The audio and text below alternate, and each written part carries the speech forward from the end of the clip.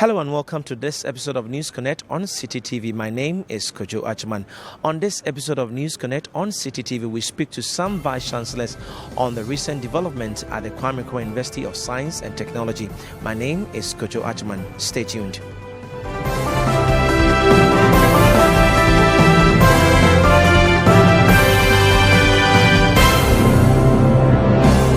The university has structures, and in most of these committees, you have students serving on the various committees. They understand. They know that when you have a complaint, where to channel it to, who to speak to.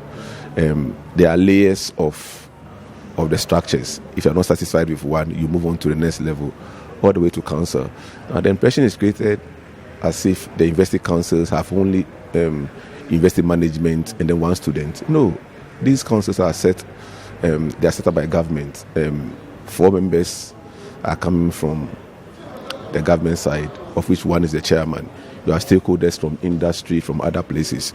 Virtually, you have the Vice Chancellor and 1 or 2 members of the investor community who are part of it, including the graduate students, president, and that of the SRC as well. So I'm sure the students know that they have fair hearing. Issues are discussed dispassionately, and they have the right to go to council if they so wish.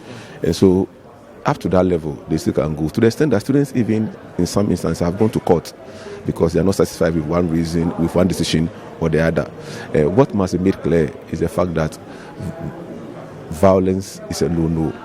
I mean, if you appeal to any of the structures, the decision may go either your way or the other way. There are instances where UTAG even feel aggrieved. They petition council. It may not necessarily go their way, but they have to live by it. Even the Vice Chancellor, it's not every issue or every decision that goes his way. Yes, there are issues, there are times when students win, and that is so. And I'm sure that, we all live in this country. It's not every time that you have your way. Yeah. I don't believe that when we say students should be heard, it's synonymous with the authorities agreeing to everything that they say. Yes, you'll be heard. Sometimes you win, sometimes you lose. It's part of maturity. You go with it. How long should it take for authorities of the school and then the student to sometimes solve these issues amicably? But you see, you're talking about solving, and as my colleague was saying, your point of solution appears to be taking the student's position. No, not necessarily.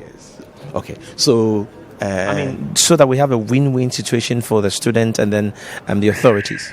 Sometimes, depending on the issue at stake, you may not have a win-win situation. You may have a win-lose situation because you want A, and the university council deliberates on issues and says, sorry, you cannot have it.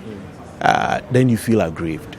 But what I'm saying is that even at that level, there are ways of negotiating to get your opinions heard. The fact that you have expressed a position does not mean you are right, you see. I think we need to get to know that as part of the learning curve of leadership.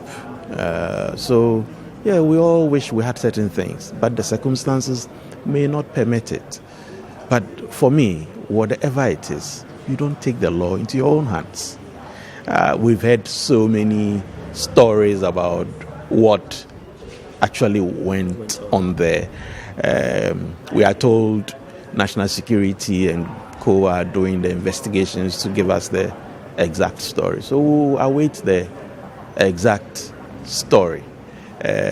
Because what I have heard is not pleasant. No, it's not pleasant, and it's not in consonance with some of the things that have been reported in the media.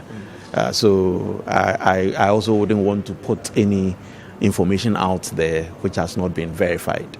We should ask ourselves, what are the real issues? And take each one and ask, how was this resolved? Has it been resolved? What is it that the students are asking for? What's the response of the university authorities or the council? Then we can see the way forward. As it is, a lot of things are being being bandied around. I take, for example, the issue about, and now we hear that they said a student was caned and all of that. That video is 4 years ago. Yeah, now it's coming out to say that it's not under the present VC. Even so, it wasn't a lecturer. We understand it was a teaching assistant who was sanctioned duly and all of that. So, but the whole thing is being thrown around as if it's the normal thing. You can be sure that that's not the way universities are run. That's why we're asking for fairness from the media, and that when things like this come, they should ask questions. They should go to authorities. But we ask. They don't. You don't. You. No, I'm fortunate. I'm fortunate to have you here today. But when the issues come up, sometimes you need to hear from the horse's own mouth. That is. Now, take for instance, a band around that the Vice Chancellor of KNUST has resigned. And for which media were reporting? City TV and City FM did not report that. Not you in particular. But I'm saying that, but they didn't bother. The URO of the university has been talking. They never bothered to ask. And we are asking for fairness. And we are saying students may have grievances.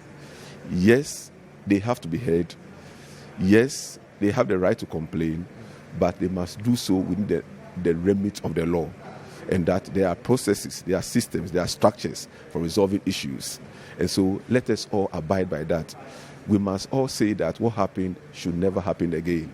That if you have problems, let's use the appropriate channels to resolve our problems. Where we are coming from our various universities, we have issues. We do have issues. But we still have to resolve them. Some we are able to, others we are not able to.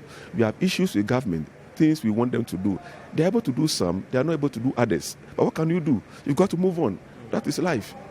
I think clearly from what has transpired, there is a need for a lot more engagement and a lot more consultation. Somebody may say, you said they have been talking for 8 months.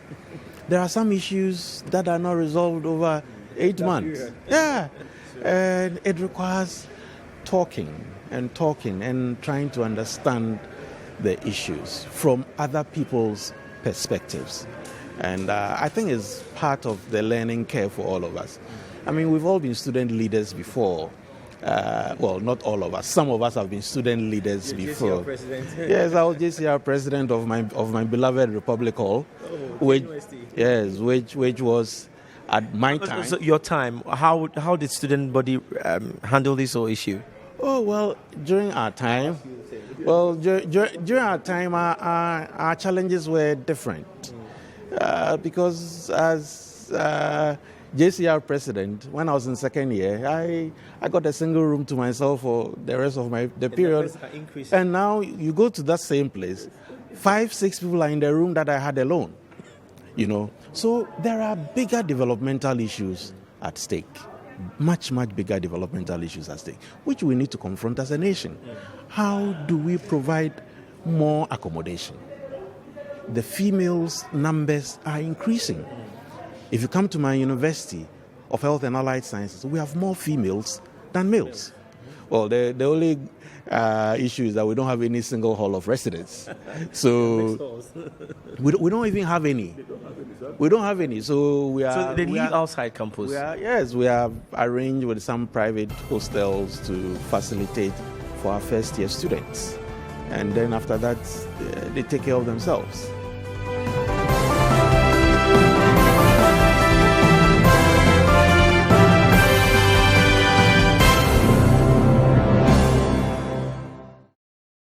That will be all for this episode of News Connect on City TV. My name is Kojo Achman. Let's connect soon.